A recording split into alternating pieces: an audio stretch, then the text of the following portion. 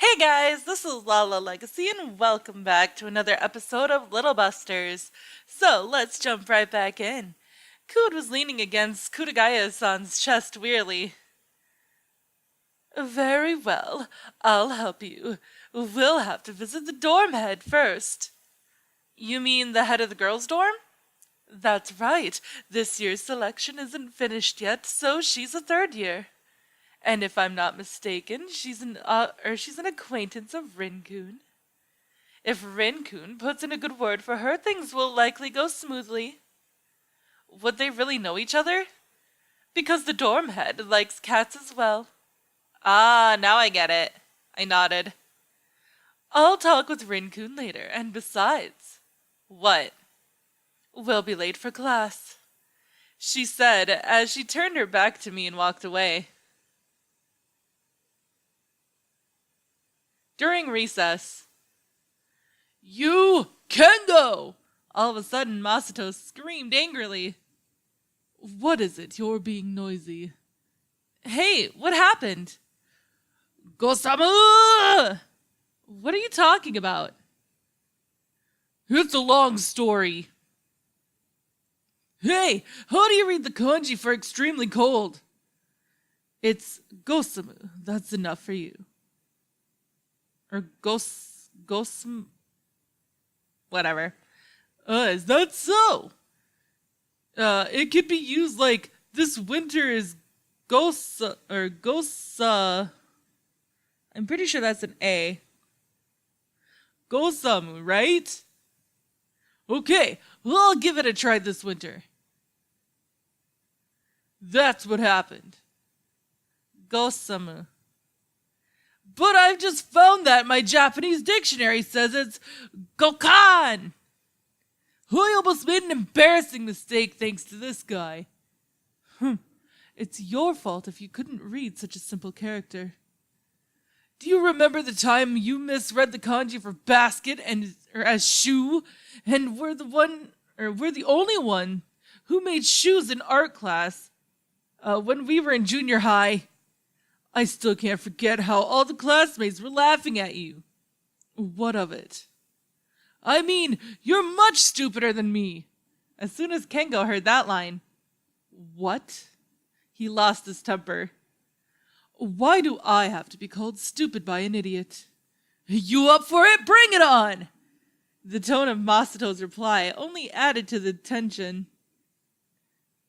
The air in the class becomes electric as everyone's attention turned towards them. Hey, Inohara and Miyazawa are about to get it on! In no time, the other classmates had formed a circle around the two. Oh no, what should I do? I didn't see Kyosuke among them. I'll have to call him here fast before it starts. Take a stance, I'll rip you apart! Huh? Masato fell onto a desk. Seemed like his back had been kicked by someone. I'm totally amazed by you idiots. There was a female student behind Masato. It's Kuragaya. Her sudden appearance surprised us. What the hell did you do that for? That's my line. What the hell are you doing here? If you want to continue, get out of here. You're in my way. The onlookers opened a route for Kuragaya-san. It was like in The Legend of Moses. This is not a situation a girl should get involved in. Just shut up! What do you mean, trying to pick a fight with me? No, I'm just warning you. Okay, that cooled my temper. Kengo breathed a sigh and stood up, starting to prepare for the next class. Wait, you're running? Seeing Kuragaya made me calm down. I'll go and get something to drink. And you'd better not underestimate her. Huh? Be careful, Masato. Then Kengo left the classroom. So, were you saying you were going to kick my ass or what? She cast Masato a sidelong glance provocatively. You seriously need to learn a lesson. Great, I'll make you weep. Huh, that sounds interesting. I've never met a man who could make me cry. I really wonder if you can, Masato-kun. Wait a second, Kuragaya-san! Are you sure you want to challenge him? There are some rules, right? Apply them to our battle. Hearing her words, the audience started roaring. Another battle! Are you guys ready? Yeah, yeah! Oh my god, everybody's completely out of control. Don't worry, just watch quietly. Even if she says that, it doesn't really matter which one I choose. Let's stop. Let's stop them. Because I have never tried to stop them yet, so it's dangerous. Oh, what a bore. I thought you'd cheer me on, ruckusly. Okay, can't be helped. Time to finish fooling around with the silly boy. Hey, you're gonna run away? You should thank Riki-kun. Hey now. Oh wait, no. Hey now, what's going on in here? Kyosuke. When I turned around, I found Kyosuke coming in through the window. Good timing, Kyosuke. I was relieved by his arrival. You're Natsume Kyosuke, right? So you know of me. That makes things easier. You guys need to take notice of the fact that you're famous. It's just as you say. He smiled wryly. Enough with the talk, let's begin. Okay, time to get it started. The entire audience waited for his signal, turned their gaze on him. Eh? However, as we looked to the center of the circle, she's gone. Whoa, where are you? Right, Donnie. While everyone was paying attention to Kyosuke, Kuragaya-san had vanished. She's interesting. What do you mean? Kyosuke pointed at Masato's back. What? There was a piece of paper saying I'm stupid, gwahaha, on his back. You didn't notice it at all? Yes, I did. I allowed her to do that on purpose. You should admit your loss. There was a sunflower blooming on top of Masato's head. Of course, it was not a real one. Gah! When did she do this? That flower suits him so well that I didn't notice at all. Or that we didn't notice at all. It doesn't suit me! Reiki, do you know her name? Yeah, that was Kuragaya-san. I see. We need her for our team. I'm sure she'll be a base-stealing champion. Maybe. Anyway, I was relieved that nothing violent had happened. Huh, interesting. We are doing self-study now because the teacher is away.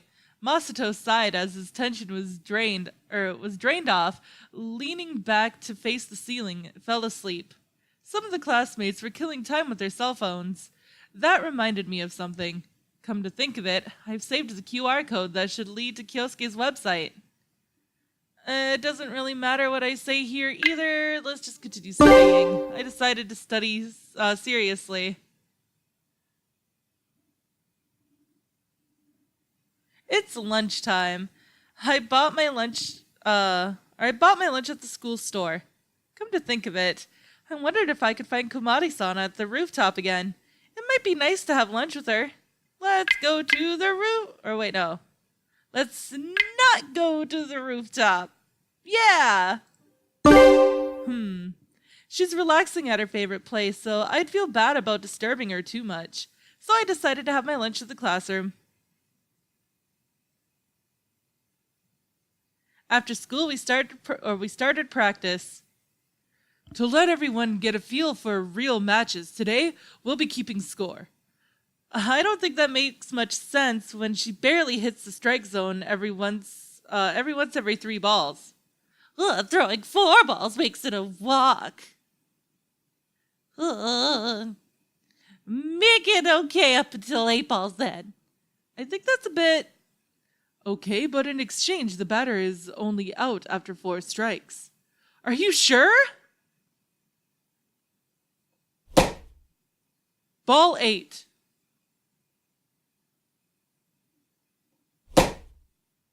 Out. What do you think about her pitches?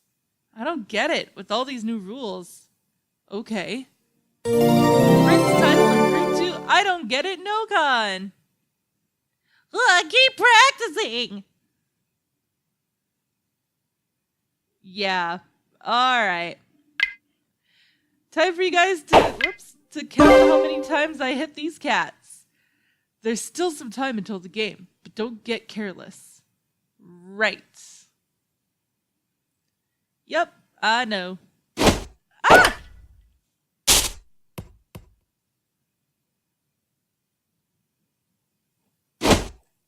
There we go. I'm sorry. Kitty, why? Woo. Okay.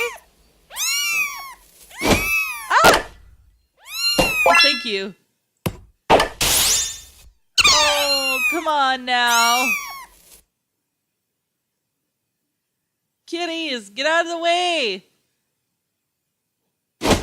Woo. Aw. Oh no, stop it! I don't know, maybe 3? Something like that? Woo! Ah, damn it. Well, at least he hit it. Ah!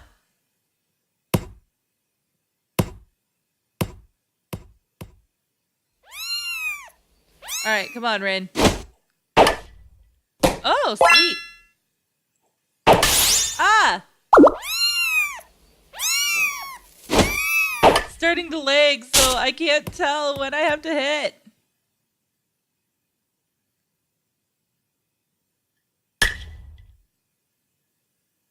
Quite a fall. The ball I hit flew over the school building. But really, you're a big hitter even though you're so thin. Who'll give you a new title? Japanese Ichiro. No thanks, it sounds stupid. We're out of balls. Kyosuke put his glove on the ground and stood up. Time to collect? Yeah. I headed toward the direction I had hit the last ball to. I went to the courtyard. It was quiet and empty. I wonder if the ball fell somewhere in here. Even if it was only a fluke, I still couldn't believe I had hit it so far. I surprised even myself. Although I searched the grounds from one end to the other, I couldn't find the ball. Gradually getting further away from the fields, before I knew it, I was here. As I thought, it's not here either. It's been a while since we started gathering the balls. I'd better be getting back soon. I saw something white under the big Zelkova tree, which was located at the end of the courtyard. There seemed to be somebody there. I decided to ask if she knew about the ball. The white thing I first mistook for a person was a parasol. I felt that it looked familiar. This parasol belonged to... Since all of my attention was focused on the parasol, it was already too late when I noticed it. Yeah! I felt something through my shoe. My toe touched something soft. And also, I heard a strange voice. The parasol spoke! No way, what on earth am I thinking? There was a girl in front of my eyes. She was looking up at me. Then, she looked up at the blue sky above me. Nishizono-san. It was Nishizono Mio-san, a classmate. I'm sorry. I apologized for kicking her. That was all my fault. I must have hurt you. I'm so sorry. I bowed my head. She didn't say anything and just looked at me. She was staring at me in silence. Could it be that she was angry? Naoi-san, my parasol. What? Could you let me have my parasol? Sure. I had accidentally knocked the parasol over when I stumbled. I handed the white parasol back to her. Thank you very much. No, that was my fault. The parasol had probably been shielding her from the rays of the sun. I hoped the reason she was gazing at me like that was just that she was dazzled by the sun. Yes, you're right. Now we're even. So this was payback. Yeah, thanks. By the way, in this case, payback means prepare to face your maker, not remuneration? Remuneration? Without changing her facial expression, she muttered, Yeah, she really must be angry. It's not a joke. Oh, that's a relief. I knew it was a joke, but still it was bad for my heart. I looked at the parasol and I handed over to her. I guess she was using it to make a shadow under her hands. A white parasol. It was nothing new and just an everyday item. But it was what set Nishizono-san apart from her peers. I had only a Okay, let me try that again. I had only a few opportunities to chat with her, even though we are classmates. Nishizono-san, are you really all right? Yes, I'm all right. It wasn't enough to hurt me. Oh, thank goodness. I sighed in relief and looked at her once again. You're reading a book. She was holding a paperback book in her right hand. The title was printed in too small a font to read. Yes. It was the season for the Zelkova tree to put out fresh leaves, and it was bristling with liveliness. Sunlight was sifting in on us through the gaps in the leaves. The trees fluttering reminded me of the beginning of summer. This is a good place for reading, I think. I felt a breeze caress my cheek. Yes, I think so too. She nodded calmly. It certainly isn't a bad place to read a book. But she had a troubled look. I won't deny this is usually the best place for reading. A ball flew by me just today. A ball? Oh my God. I had totally forgotten that I was here to find the ball. And she just mentioned that she got interrupted by a ball. In other words, that meant... Yes, it was a baseball. She picked up a baseball from behind her. It seemed nearly impossible for her to hold it in her small hand. If you were to describe Masato's hand as a baseball glove, you'd have to say her hand is more like a maple leaf. It was so sudden, it really surprised me. This doesn't look like a softball, but the baseball club is inactive now, if I'm correct. I wonder who was playing. I would like them to be more careful. Yeah, indeed. I couldn't tell her that I was one of them now. Did it hurt you? If the ball had hit her, I'd have to apologize much more than when I kicked her earlier. No, it didn't. That's good. I was really relieved. But how am I going to get the ball back from her? I know the best way is to be honest, but I'm a bit hesitant. That ball is... Yes? Even so, I gathered my courage to tell her the truth. Hey, Riki! Just as I was trying to do so, I heard a loud voice. Still haven't found the ball? Oh, we'll give you a hand. I'm not sure if their timing was good or bad. I'm afraid one of them may let their tongue slip. Were you chatting with Nishizono? Oh, isn't that your home run ball from before? Hey now, Riki, if you'd already found it, you should have come back sooner. We don't have that many balls, so don't waste time. I can tell you haven't got enough passion. Gosh, my throat. Of course, I mean passion for base. He said too much. I hurriedly slammed my hand over his mouth. Nishizono-san, I'm sorry. I wasn't trying to hide it, I waited for her reply, but she stayed silent. Nishizono-san? Take responsibility for it.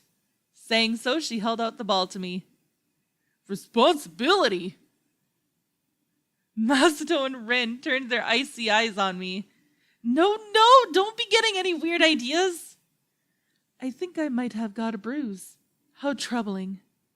Did the ball hit you after all? I'm really sorry. Are you okay? Show me. No, I'm fine. I don't know what's going on, but I'm sure that it's your fault, Riki. Apologize to her. Yeah, I'm sorry. I'll bring you some compresses. No, you don't have to. I'm fine. But... Oh, excuse me. Now, time to get back. Come on, let's go. After patting Rin's shoulder in mine, Masato headed back for the grounds. Leaving the shade of the Zelkova tree, I followed after him with Rin. Well, see ya, Nishizono-san. I turned back to look at her one last time. She was reading her book under the shade of the tree. It didn't look like she was going to answer. It seemed as though she had already forgotten all about what had just happened. To her, we no longer existed. But that is all the time that I have for this episode, guys. So, if you liked it, please give it a big thumbs up down below. And if you haven't already, subscribe. By subscribing, you're becoming part of a legacy. I love you guys so much, and I will see you in the next video. Bye-bye!